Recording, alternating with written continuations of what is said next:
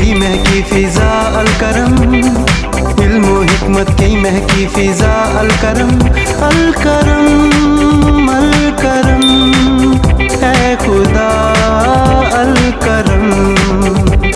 Alkaram high school, Shershah road, Data Nagar, Badami Bagh, Lahore. बिस्मिल्लाहिर्रहमानिर्रहीम। Alkaram high school, Shershah road, Data Nagar, Badami Bagh, Lahore की तरफ से मुताला पाकिस्तान 10th क्लास का हम आगाज़ कर रहे हैं चैप्टर नंबर 1 से।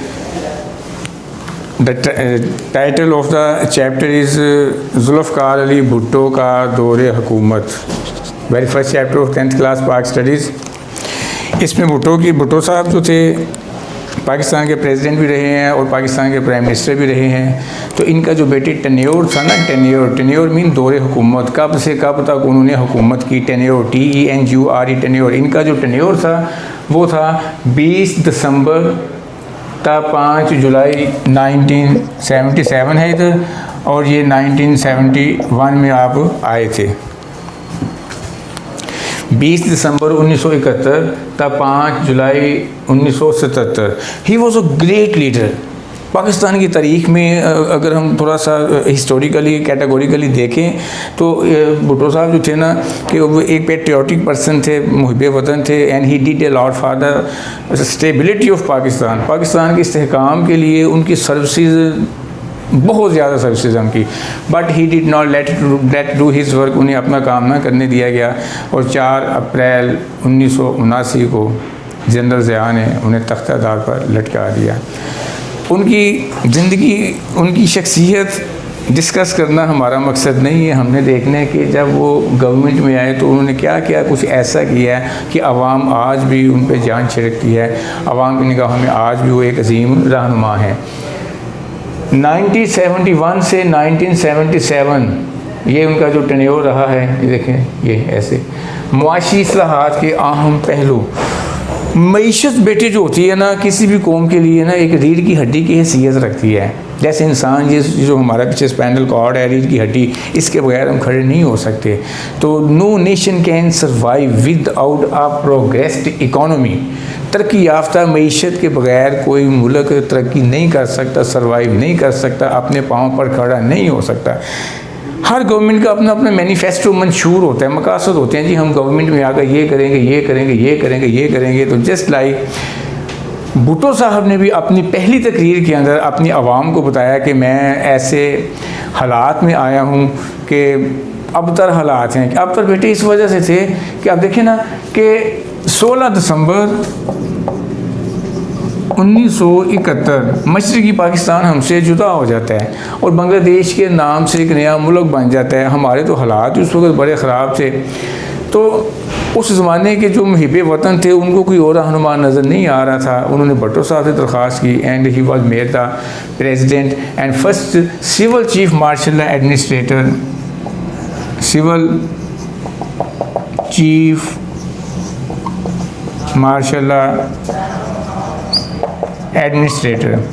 एक आर्मी मार्शल होता है, आर्मी चीफ मार्शल एडमिनिस्ट्रेटर। मसलन जनरल ज़िया-उल हक जो थे और इसी तरह जनरल अयूब खान जो थे और इनके साथ साथ जनरल परवेज़ मुशर्रफ जो थे, वो बेटे आर्मी चीफ मार्शल एडमिनिस्ट्रेटर थे। आर्मी फ़ौज अगर अनाने हुकूमत संभालती है, फ़ौज अगर निज़ाम हुकूमत संभाल लेती है, इदारों पर कब्ज़ा कर लेती है, उन्हें अपने कंट्रोल में ले लेती है, फ़ौज आर्मी, तो उसे आर्मी थी। अगर other than army person, civil से कोई बंदा भी अपनी ताकत के बलबूते पर, ताकत किस चीज़ की, अवामी ताकत, भुट्टो अवामी ताकत रखता था। I give you a proof. जब इलेक्शन होते हैं 1971 में, जब इलेक्शंस होते हैं, इलेक्शन के दौरान 70-71 के इंतखाबात जो थे, आम इंतखाबात, उसमें मशरक़ी पाकिस्तान से शेख मुजीबुर रहमान की पार्टी सारी सीटें ले गई और मगरबी पाकिस्तान जहां हम आजकल रह रहे हैं, इसमें से जिस पार्टी को सबसे ज़्यादा वाज़ अक्सरियत मिली थी वो पाकिस्तान पीपल्स पार्टी थी। पाकिस्तान पीपल्स पार्टी के बारे में बड़ी हैरानकुन बात बताता जाऊँ। ये इंटरनेशनल रिकॉर्ड है बेटे, याद रखिएगा कि कोई पार्टी आती है, नई सियासी जमात बनती है और 5-6 साल के अरसे में ये बन रही है। गालबन 66, 67 या 68 में शायद ये पार्टी बनी थी, ये पीपल्स पार्टी जो थी, और जो 3-4 साल वर्क किया और देखिए कितनी ज़्यादा वो नशिस्तें ले गई इंतखाबात में। तो पता था मगरबी पाकिस्तान के लोगों को, जहाँ हम लोग रह रहे हैं, जो मौजूदा पाकिस्तान है, इनको पता था कि भुट्टो के पास अवामी ताकत है। आर्मी का इमेज ख़राब हो चुका था। आगा मोहम्मद याह्या खान,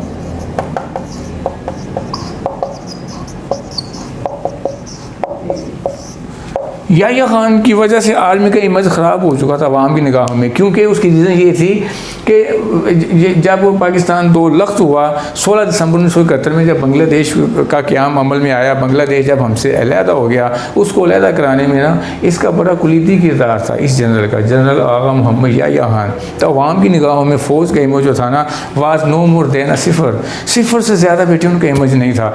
लिहाजा अवामी ताकत वाला बंदा उनको चाहिए था, तो none other than Zia Bhutto ही थे उस दौर में, और कोई बंदा उनको नज़र नहीं आ रहा था, उनको बना दिया गया। तो वो जब आई, उन्होंने पहले तकरीर की, वो कहा जी कि मैं एक फ़ैसला कुन मोड़ पे खड़ा हूँ, हमारी कौम बड़े एक अबतर हालात से गुजर चुकी है, हमें दिले रहना काम करना पड़ेंगे, सो एंड सो। लंबी चौड़ी तकरीर थी उनकी। इन शॉर्ट अपनी तकरीर के अंदर ना उन्होंने आवाम को एक राह दिखा दी। बच्चे मंजिल मकसूद का जब पता होता है ना, इंसान उस समझ चलता रहता है। बेशतर मोड़ मुहारा इंसान चल रहा है, मंजिल भी नहीं है, तो वो क्या कहेंगे हम उसको, वो जस्ट वेस्ट ऑफ टाइम होगा, नथिंग मोर देन। उन्होंने पब्लिक को, अपनी आवाम को, पाकिस्तान को एक राह मुतय्यन कर दी, एक बता दी कि वो आपकी मंजिल है। वो मंजिल क्या थी? मंजिल थी तरक्की याफ्ता पाकिस्तान।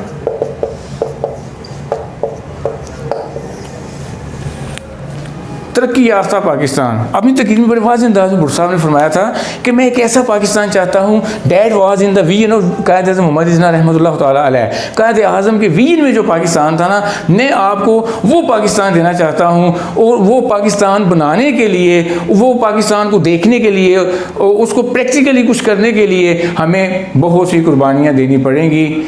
पब्लिक ने जो था ना, उस ज़माने में भी लब्बैक कहा उनकी आवाज़ पे, और वो उनके पीछे चल पड़े, काम चलना शुरू हो गया। पहला काम that was done, very bold work जो किया भुट्टो साहब ने, वो बेटे ये था पहलों के दौरान कि सनतों को नेशनलाइज कर लिया सनतों को। जितनी भी सनतें थी ना उस ज़माने में, 20-22 ख़ानदानों की मलकियत थी। वो जो तबका था ना, मखसूस अमीराना तबका जो था, Bhutto was extremely against those persons. Bhutto बहुत खिलाफ थे उमरा के। वो जागीरदार से बहुत बड़े ख़ानदानी अमीर से भुट्टो साहब जो थे, उनको पैसे वगैरह की लालच नहीं थी। He was extremely educated person, और फॉरेन यूनिवर्सिटीज़ में वो इंटरनेशनल रिलेशंस पर लेक्चर दिया करते थे। ज़ीरक आदमी थे, मुतब्बर आदमी थे इंतहाई। उनकी मुतब्बराना सलाहियत के हवाले से मैं एक छोटा सा आपको वाक़या बताता हूँ। जब मशरक़ी पाकिस्तान हमसे जुदा होता है ना 71 में, तो हमसे बहुत ज़्यादा बुरा सलूक किया गया। दुनिया के अंदर हमारा इमेज ख़राब हो चुका था, और एक जगह पर एक इजलास था, उसमें पाकिस्तान भी मौजूद थे। तो as the head of the state Bhutto साहब भी वहाँ हमको इनवाइट किया गया। तो रूस के नुमाइंदे उठे, उन्होंने बड़े तंज़िया अंदाज़ में ना हमारे ये जो आइडियालॉजी ऑफ पाकिस्तान है इस पर तनकीद की। कहाँ गया इनका जो आइडियालॉजी का नज़रिया था, मुसलमान एक नज़रिया, एक इस्लाम, मुल्क 2 बन गए। बहरहाल हमें ना बड़ा दुख पहुंचा उनकी वो बात सुन के। भुट्टो साहब वहाँ बैठे हुए थे। जब उनकी बारी आई ना, तो उन्होंने तकरीर करते हुए ये फरमाया, उनके पाकिस्तान के तो 2 हिस्से हो गए हैं, मैं देख रहा हूँ कि आपके स्टेट के कई हिस्से होंगे। और तारीख़ ने खुदा की कसम साबित किया, 91 के अंदर जो था ना, ये जो रियासतें बनी, आज़रबाईजान, काज़ाकिस्तान, तुर्कमानिस्तान, उज़्बेकिस्तान, 6 रियासतें वो रूस से अलहदा हुई थी। तो वो बड़े हिस्टोरिकल पर्सन थे। Some person write history, some are written by history. And Bhutto was such a person बेटे, जिसने तारीख़ के औराक को मजबूर कर दिया कि मुझे अपना हिस्सा बनाओ। चलिए come to the topic please. कौमी सनतों को कौमी तहवील में लेना। मैंने बताया ना कि 1971 में मुल्क के 60% सनती असासे और 80% इंश्योरेंस का कारोबार, इन पर सिर्फ 22 ख़ानदानों का कब्ज़ा था। भुट्टो जो थे ना, वो उमरा से नफ़रत नहीं हम कह सकते, डिसलाइक करते थे, क्योंकि दे commit atrocities on common man, on labour class, मज़दूरों पर जुल्म करते थे। एंड डेट्स वाई उन्होंने एक ऑर्डिनेंस के ज़रिए बड़ी बड़ी 10 सनतों को कौमी तहवील में ले लिया, नेशनलाइज कर लिया। नेशनलाइज का मतलब ये होता है और ये आर्डिनेंस 2 जनवरी 1972 को जारी किया गया था। नेशनलाइज का बेटे मतलब होता है कि बड़ी किसी इदारे को, फैक्ट्री को, किसी इदारे को जो सरकार है, जो गवर्नमेंट है ना, उसको अपनी तहवील में ले लेती है, सरकारी कंट्रोल में ले लेती है। और ऐसा उन्होंने ना एक ऑर्डिनेंस के ज़रिए किया था। ऑर्डिनेंस भी एक कानून को कहते हैं। सदर के पास अख्तियार होता है आर्जी कानून बनाने का, सदर के पास अख्तियार होता है आर्जी कानून बनाने का। तो एक उन्होंने ऑर्डिनेंस बनाया 2 जनवरी 1972 को, और बड़ी बड़ी सनतों को कौमी तहवील में ले लिया। वो सनतें थीं पुर्जे जोड़कर मोटर गाड़ियाँ बनाने की सनत, भारी और बुनियादी केमिकल की सनत, बुनियादी ज़रूरियात का सामान बनाने की सनत, फौलाद साजी और लोहे की सनत, भारी मशीनरी की सनत, पेट्रोकेमिकल की सनत, ये पेट्रोल से रिलेटेड है, सीमेंट की सनत, मफाद आमा की सर्विस के तहत आने वाली सनत, ट्रैक्टर प्लांट तैयार करने की सनत, भारी सामान बराए बिजली की सनत, इन तमाम सनतों को कौमी तहवील में ले लिया। यहाँ जो मजदूर तबका काम करता था वो जुल्म से बच गए, अपने प्राइवेट ऑनर जो उन पर जुल्म करते उनसे बच गए, वो एक सर्किट के तहत आ गए, उनको ग्रेजुएटी दी गई, उनको सहूलतें दी गई जैसे सरकारी मुलाजमीन को हासिल थी। अच्छा जी, अगला हेडिंग आपकी आ जाती है जी, बैंकों और बीमा कंपनियों को कौमी तहवील में लेना। बैंकों और बीमा कंपनियों को कौमी तहवील में लेना। जिस बंदे का भी दिल करता था पैसे के बल पोते पर अपनी बीमा कंपनी बना के बैठ जाता था और आम पब्लिक को लूटा जाता था उस ज़माने में। लिहाजा भुट्टो साहब ने तमाम उनको बीमा कंपनियों को कौमी तहवील में लेते हुए उन्हें एक state life insurance corporation of Pakistan, जो आज भी है, सारी बीमा कंपनियों को उनके अंडर कर दिया गया। सारी बीमा कंपनियों को state life insurance corporation of Pakistan के अंडर कर दिया गया। 1 जनवरी 1976 को पाकिस्तान के तमाम शेड्यूल्ड बैंक भी कौमी तहवील में ले लिए गए। 5-6 बंदे मिलते थे, कौमी बैंक बना लेते थे और मुलाजमीन पर खूब जुल्म। उस समय ऐसा नहीं होता था कि डंडे सोटे मारते थे उनको, वो बड़ा लंबा चौड़ा उनसे काम लेते थे। 12-12 घंटे, 14-14 घंटे, 16-16 घंटे तक मज़दूरों से काम लिया जाता था। अगर दौराने काम किसी की डेथ हो जाती थी उसको कोई फैसिलिटी हासिल नहीं थी। एंड डेट्स वाई भुट्टो ने सबसे ज़्यादा जिस क्लास पर तवज्जो दी वो बेटे किसान थे और मज़दूर तबका था।